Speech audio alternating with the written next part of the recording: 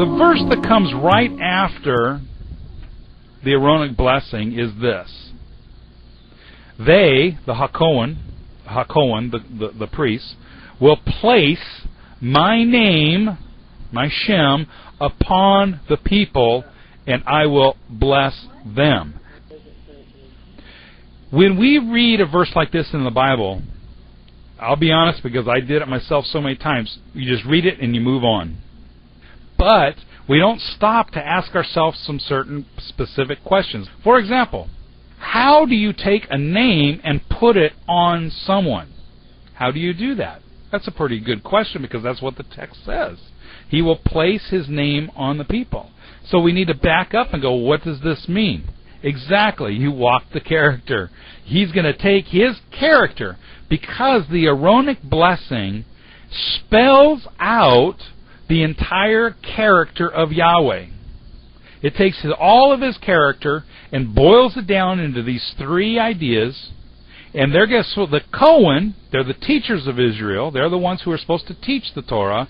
They're going to take that character and give it to the people and set it upon them, so that that character is now on them, and they will now follow through with this character. You see, the Aaronic blessing was not meant to be something that's just said at the end of a service, oh, that's nice.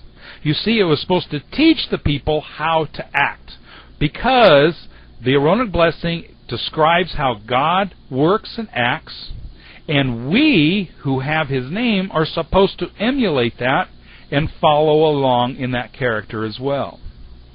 And I, that's Yahweh, will kneel down and present a gift to them. Well, what's the gift he's going to give them? His character, his Torah, his teachings. Now, a lot of people have a problem with this idea of Yahweh kneeling down before us. And they say, where in the Bible does it say God will kneel down? Well, it says it right here. Okay? Every time you see the word bless, Yahweh blesses so-and-so, it says it right there that Yahweh kneels down and presents a gift. Now remember, that can be literal or figurative. Yahweh gives his teaching to his people. He's doing a barakah. He's kneeling down and presenting them a gift. By the way, what did Yeshua do? He's the one who represented the character of Yahweh most perfectly. What did he do? He knelt down and presented a gift to his Talmudim by washing their feet. Okay, the next word we're going to look at is the word keep. Here's a verse that uses that word. Deuteronomy 4, verse 40. Therefore you shall keep his statutes and his commandments, which I command you this day, that it may go well with you and with your children after you, that you may prolong your days in the land which the Lord your God gives you forever. Now, we usually equate the word keep with obedience. In other words, we could stick that word in here, therefore you shall obey his statutes and his commandments. And that's the way we usually look at that. However, if you look at it in the Aaronic blessing from that concept, or from that perspective, you've got a problem, because Yahweh will bless you and obey you. That doesn't work. So we know that keep must mean something else. Its original meaning, which is to guard. But there's much more to it than just that. Therefore you shall keep his statutes. The statutes, the Hebrew word there is chok, and it means customs. And it's usually used in the context of the feasts. The feasts are the customs of Israel. And his commandments. A commandment or command, that's the Hebrew word mitzvot, but I don't like command, because that's like an order. Like it's a general giving his commands to his troops. So that's not the meaning of mitzvot. Mitzvot is directions to point out the way that someone is supposed to walk, so they don't get lost. They're his directions. And what it's saying is to point out the direction you're supposed to go. That's what the commandments of Yahweh are. They're directions to show us how to walk in the way, the direction that we are supposed to go. That it may go well with you and with your children after you, that you may prolong your days in the land. Prolong your days, that's aroch, yamim.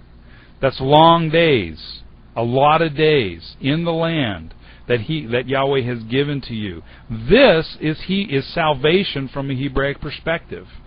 Yasha is the verb. It means to literally deliver you from trouble or an enemy, from disease. This is salvation from a Hebraic perspective. Imagine yourself as a shepherd, remember, the ancient Hebrews were a nomadic agricultural culture. In fact, their language, most of the words in the Hebrew language are rooted in this nomadic agricultural culture. These ideas, we need to understand them. If we want to read the Bible and understand it from the author's perspective rather than from our own, we've got to learn their culture and their way of thinking. The shepherd is out with the flock, and he's going to be spending the night, because they did. They weren't in camp much. They took the flocks out in the wilderness, and they spent the night out in the wilderness with the flocks. Now they're out there, and they're going to be spending the night. What do you got out there? You got wolves, you got lions, you got bears. You've got a lot of problems out there, so you've got to protect your flock. So what do?